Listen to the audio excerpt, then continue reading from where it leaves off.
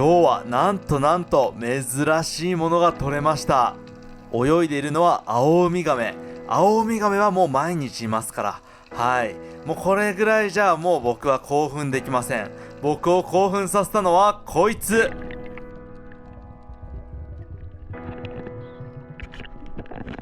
そう、バイカナマコだ。2、3年に1回しか姿が見れないんで、めちゃくちゃ嬉しいんですよね。残念なことにちょうど仕事が溜まってたので、いけすで生かしておくことにしました。いやー、食べるのが楽しみですね。よし、ナマコ撮影行きましょうか。ナマコ逃げました。ちょっと、いや、それはないでしょ。マジっす。逃げる場所ないの。だってこれですよ。これに入ってたんですよ。ドッキリでしょこれ。さすがにマジっす。俺こんだけナマコ博士になるまでひたすらもう調べに調べ上げてきてたのに、こっちのもう基礎的なところとかもしっかり読み込んでね生物学網羅して、俺これに何時間かけたよ。もう5時間ぐらいかけてるんですけど、下調べにナマコいなくなったの。あかんってでも港の中で逃げたってことは、逃げるとしたらこの手で持つところ、まあでもこのサイズは逃げれはするか。港の中探しますか。多分います。きついなそれ。じゃあみんな探し行こう。めっちゃしんどいなこれ、精神的に。その本何なんですか？あ、この本キャンベル生物学って言って、高校1年生の時の僕の誕生日プレゼントです。めちゃくちゃ嬉しい。いくらするんですか？1万5000円プラス税ですね。甲子園より分厚いからね。高校1年生の男子誕生日プレゼントでキャンベル生物学欲しいなって思ってるかもしれんけど、マジ気をつけろ。こいつマジででかいから。マジでほんまに行きたくない。魚がおらん海潜って何すんねん。もう行くか、早くもう終わらしちゃおう。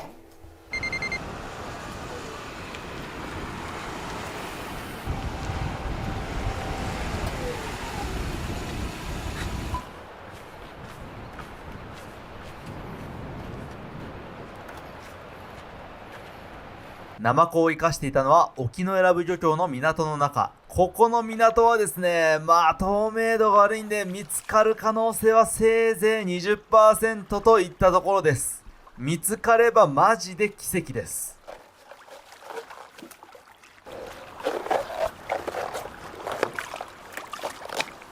ガチで探すぞバイカナマコ。ここまで来たら行ってくるぜ。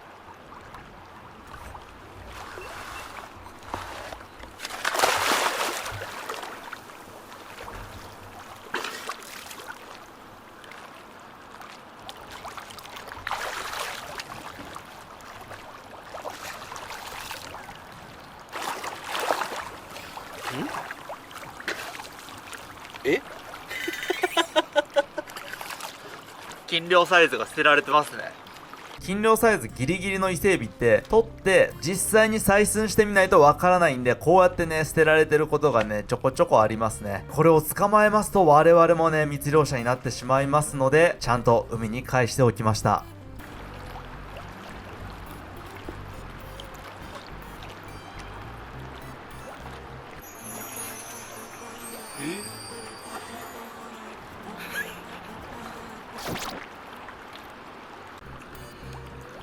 帰ろう。ボツや。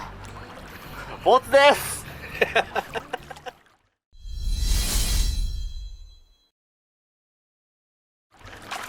そったらいたっすよ。わー、すげえすげえ、タイミングすげえあんなに歩いてってさ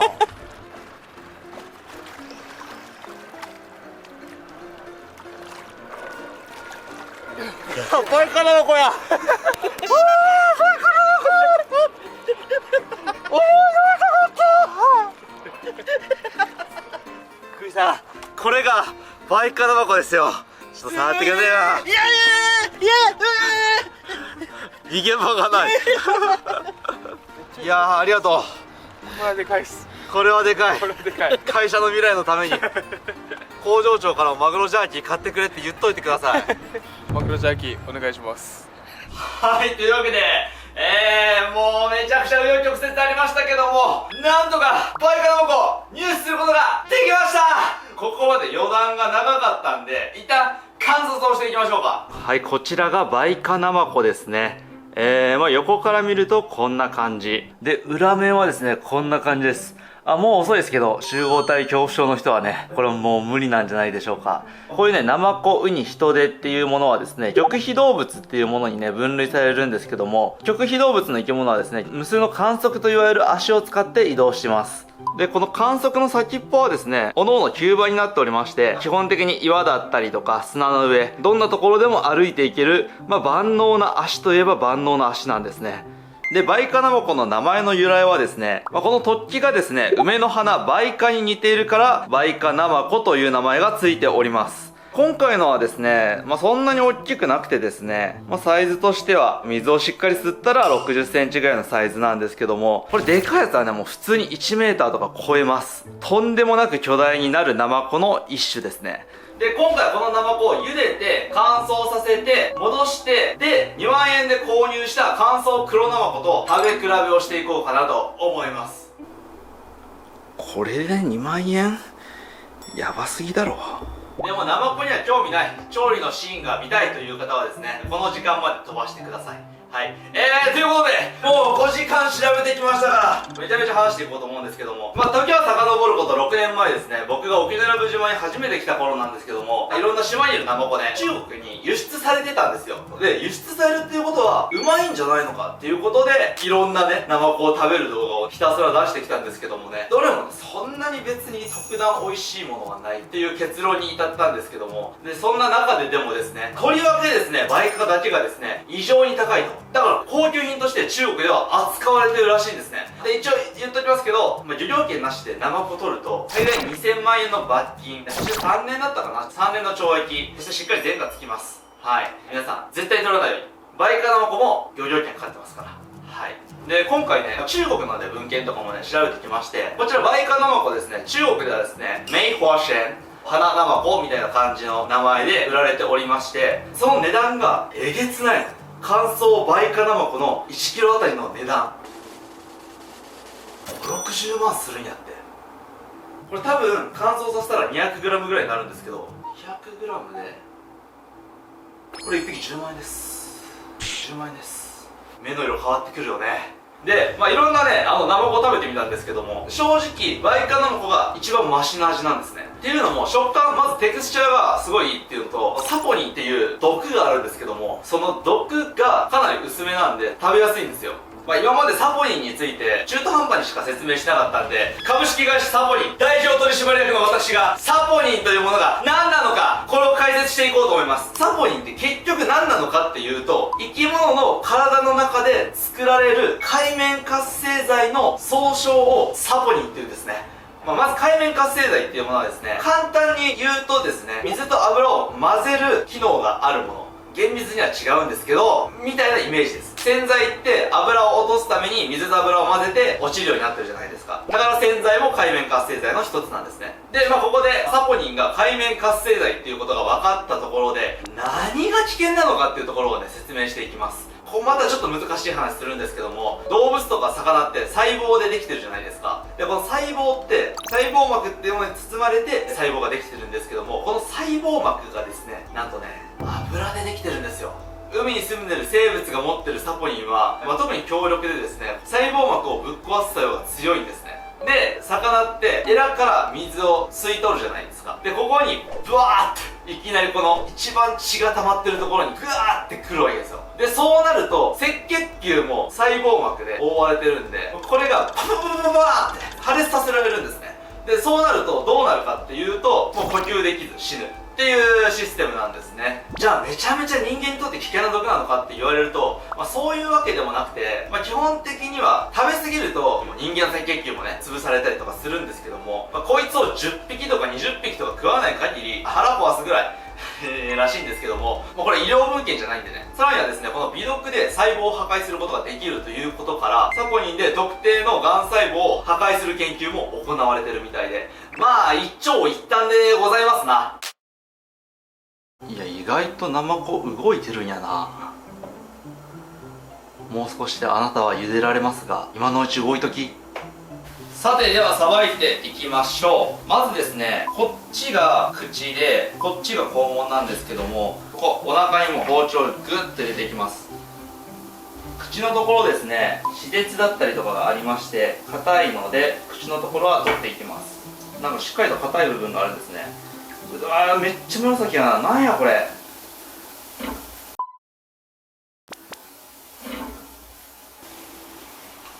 あ、出た。やばい、隠れようや。隠れようが出てきました。お前から茹でて黒たるわ。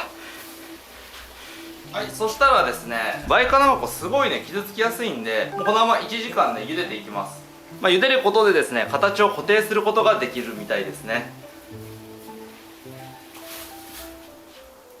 多分かなりちっちゃくなるんじゃないかな。いや、かなり赤い汁が出てきていますけども、前回はこんな色出なかった気がするけどな。これ生で食べてもね、そこそこ美味しいです。夜光貝みたいな味しますね。あ、ほら、これがサポニンですよ。洗剤作用が出てきてますね。いや、一回汁変え直したんですけど、やっぱり洗剤作用すごいな、泡が。はい、というわけで1時間が経過しました。だいぶ小さくなりましたね。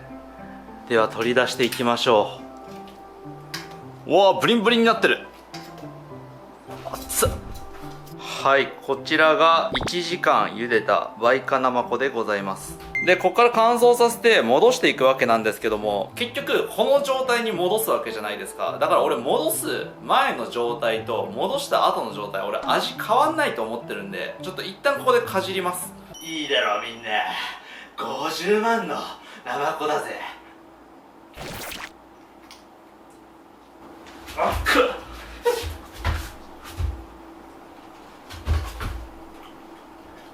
おお。でもね、ほんまにいろんなナマコいるけど、こいつはね、サザエにすごい味似てるんですけど、やっぱりね、後味がね、サポニンなんよ。とりあえずで、あちらにですね、乾燥機を用意しました。さて、オープン。イン。それでは乾燥を始めていく。スイッチオン。はい、というわけで3日間乾燥させました。さて、見ていきましょうか。ちょっとね、みんなびっくりすると思う。徐々に見せますよ。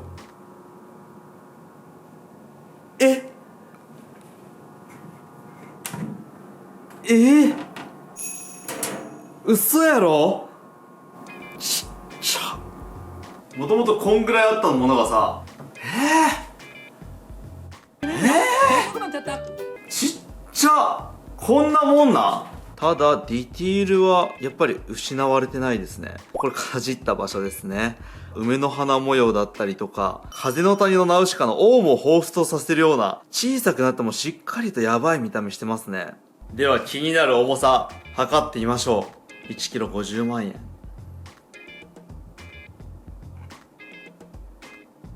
29!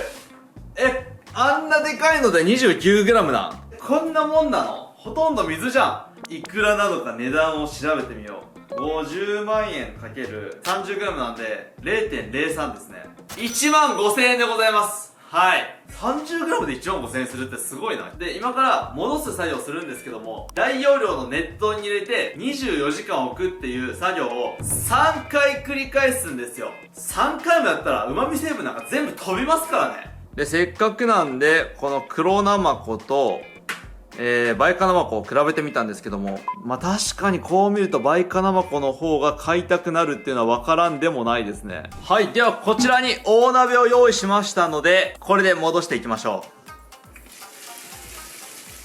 う。はい、セット。シャッカー。では沸騰するまで待っていきましょう。はい、沸騰しました。そしたら火を切って、こちらのナマコたちを戻していきます。結構ちっちゃいナマコも多いんで、もしかしたら2日とかで戻るのかもしれないですけど、何分初めてなもんなんで、どのぐらいで戻るのかっていうのはちょっとね、想定できません。とりあえず3日やってみようとは思います。じゃまずは、バイカナマコ。黒ナマコ。ちなみにですね、僕はこの動画を撮るためにですね、ナマコ学っていう、ナマコのことだけしか書いてないのに4000円ぐらいする本を一冊読破してきてるんですけども、ここでみんなに問題や。日本にはですね、マナマコと呼ばれてるナマコが3種類います。まず1つ目、赤ナマコ。そして2つ目、青ナマコ。そして3つ目、黒ナマコ。この3種類は全部同じ種として、マナマコっていう風に呼ばれてきたんですね。で、実は最近ね、この中で種類が違うものがいるということがね、分かったんですね。誰が仲間外れでしょうか？皆さん当ててみてください。3、2、1。はい。赤ナマコです。はい。ということで、青ナマコと黒ナマコが同一種なんですね。で、こうなるとですね、めちゃくちゃめんどくさいのがですね、今まで赤ナマコも青ナマコも黒ナマコもね、マナマコっていうね、和名があったんですけども、2つが違うぞってなったら、赤ナマコの方は和名こうしようね。青ナマコと黒ナマコの方は和名こうしようねっていうのが、まだできてないんで、日本でよく食べられてるナマコ、これ、今、正式な名称がないんですよ。俺これ知った時ちょっと興奮してしまったんだけど。とりあえずですね、24時間待っていきましょう。はい、というわけで2日経過しました。ちょっとね、昨日忙しくて、見に来れなかったんですけども、ちょっと見ていきましょう。はい、こんな感じですね。若干水は白濁してる感じはあるんですけども、意外と透明な水ですね。ちょっと触ってみましょうか。でもだいぶ柔らかさ戻ってるわ。もういけんじゃないって感じするけど。こっちはすごい硬いね。もしかしたらバイカナマコと黒ナマコで戻し時間が違う可能性があるな。そしたら2日経ったんで何グラムに戻ってるのかちょっとね確認してみましょう。もともと30グラムでした。いきます。132。2日で4倍になりました。あと1日でどんぐらいになるんやろうな。はい、沸騰しました。導入。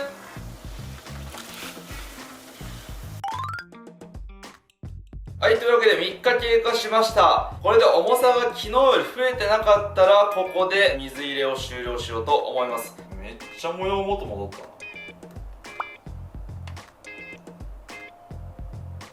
な。202g。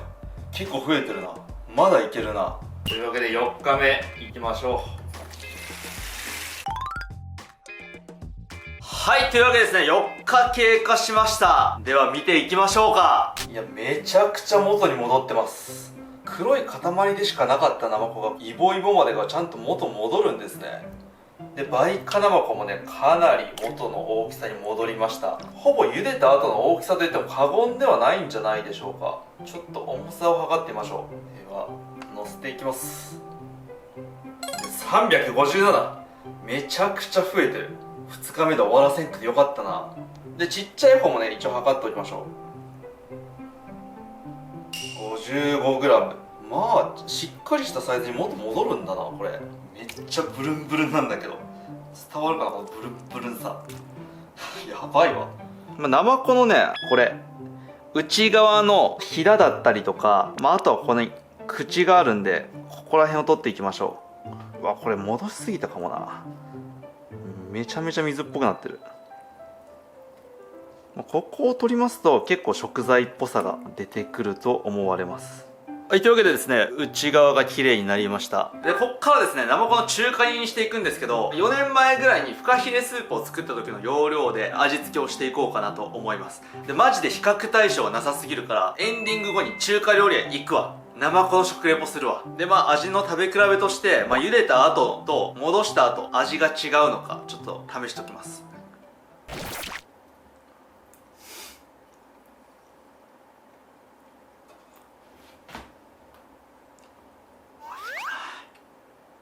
美味しくな。シャリシャリしたゼリーみたいな感じしてる。風味もなくなったし、戻しすぎたかもしれない。母上食べていますか？そこで振ってくる。マサルの親に生まれたからには仕方ないから食べてみるか。いや、マサルの親にほんと美味しくないゼリーって感じじゃない？まあ無味無臭、サポニーの変な感じもない。美味しくないし、しっかりと味の保証がされてる高いやつ、高級な方もちょっとかじっときますわ。こ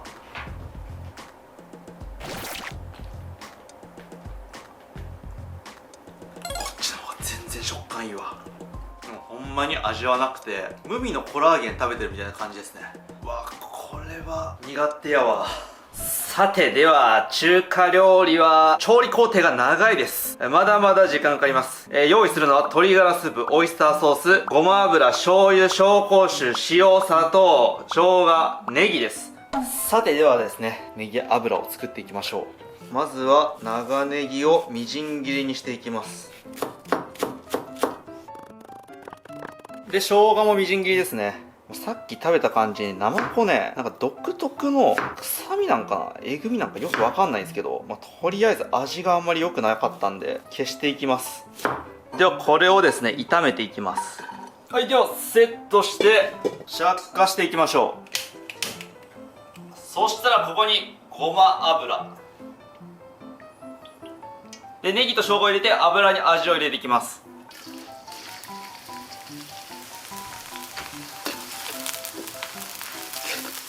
いやでもうまそうだな。で焦げるとちょっと味がね悪くなるんで、焦げる前ぐらいに取り出していきましょう。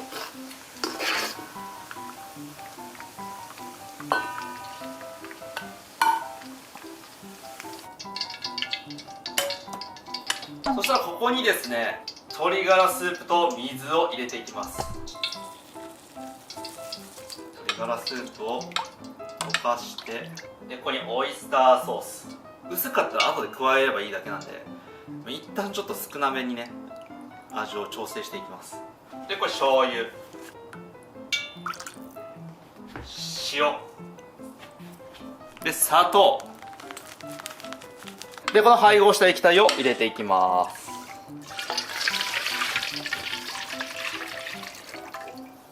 そうしたらここに大量の生子たちを入れていきます。うわっ、バイカナマコ自体がねかなり分厚いんで、スープはねかなり味濃いめで作っていいと思います。そしたらここに紹興酒をぶち込んでいきましょう。もう全部入れてもええんちゃうかな。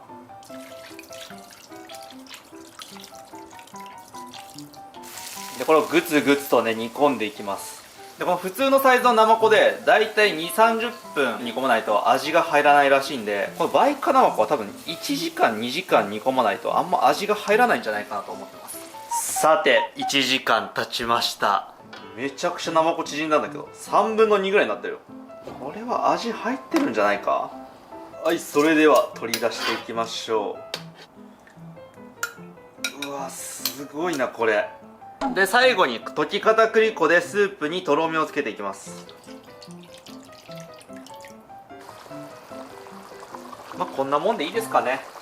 そしたら最後盛り付けていきましょう。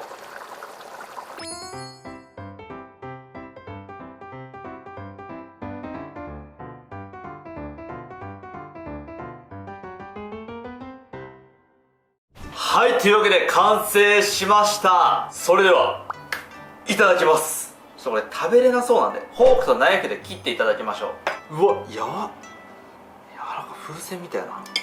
うわ柔らか。黒ナマコの方は美味しそうに見えるけど、こっち全然食欲わかんな。さっきまずかったからな。じゃあいただきます。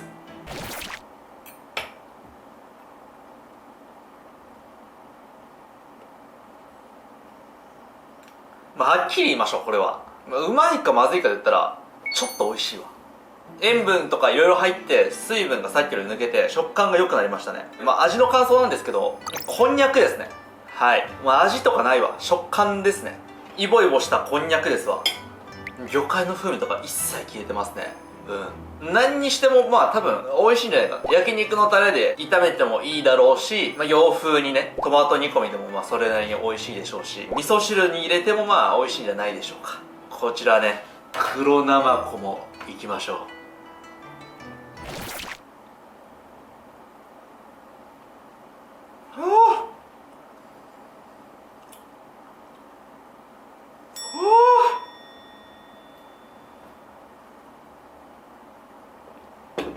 うわ、これ内臓取られてないんじゃないか。クソまずいっすね。うわえっぐ。この中華スープってめっちゃ味濃いんで、バイカナマコの多少の臭みとかすごいひねり潰せてたんだけど、この味が濃いプラス海産物の嫌な香り、これ合わさると口の中で劇物が完成してしまった。その内臓食い破らないように表面だけ食べましょう。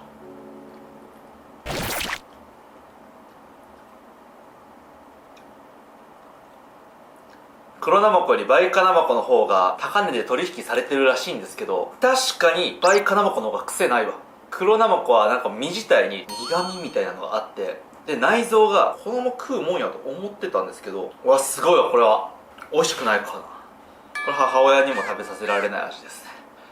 ちょっとこれ切ってみたんですけど、うわ全然内臓も砂もそのまんまじゃん。後で取り出してからまた匂い抜いて食べよう。なんか一応ね、ここに切り込みがあって、おそらく内臓がもう抜かれてるんだろうなと思ってたんですけど、全然抜かれてないわ。いやこれは知らんだろ。これは分からんよ。みんな乾燥ナマコね、戻して食べようと思う機会がね、みんなあるかもしれないんだけど、中に砂入ってるし内臓もついてるから、マジで戻した時は内臓取り出さないとダメだわ。はい、というわけでごちそうさまでした。いやー8年ぐらい未知なる食材をずっと探求し続けてきてますけど、世の中まだまだ全然未知な調理方法だったりとか味があるんやなって思い知らされましたね。いや久しぶりに想像を超えるえぐい味だったな。日本の味に慣れてる人からすると、これ初見でこの黒ナマコの味はだいぶきついかもしれないですね。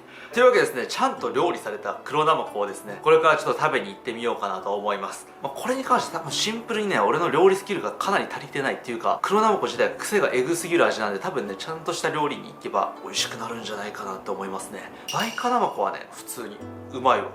では、中華料理屋さんに行ってまいります。はい、というわけで銀座まで来てしまいました。銀座ローランというね、お店に来ております。はい、乾燥ナマコのねやってる店をね結構調べたんですけども、本当に東京中探してもなかなかなくて、そもそも高級中華来るの初めてなんで、服装もちょっとセミフォーマルな感じにしてみたんだけど、このぐらいで大丈夫なのかな、ちょっとわかんないんですけども、ちょっと緊張してます。はい、じゃあ早速ね、本物の乾燥ナマコ食べてみましょう。店内は非常に綺麗で豪勢でした。これが日本の上流階級が行く飯なんやなとか思いながら席に着きました。最初に頼んだのはツバメの巣。これもね食べたことなかったんで食べてみたかったんですよ。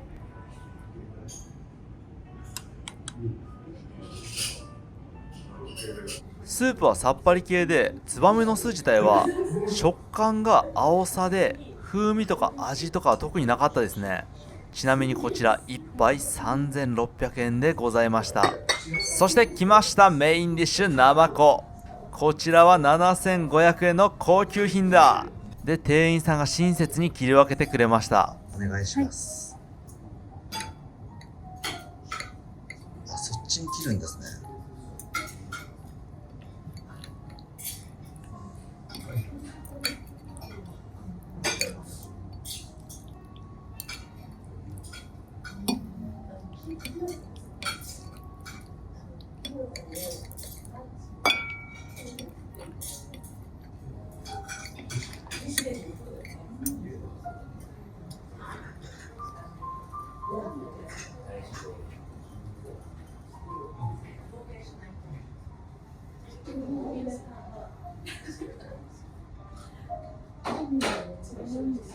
なるほど。食感は豚足の皮部分に近いんですけども、ただ豚足の皮とは全く別物ですね。で、味に関してなんですけども、ナマコの味は完全に消えてスープの味となっていました。腹減ったな。そういえばやばい漁師にもらったやつ美味しいのかな。なんだこの噛み応えは。硬さが蒸気を逸している。噛めば噛むほど溢れ出す旨味という名の爆弾が口の中で爆発して止まらねえ。しかもこれで太らないだって。ダイエット中の私でも食べれるの最高すぎる。美味しい。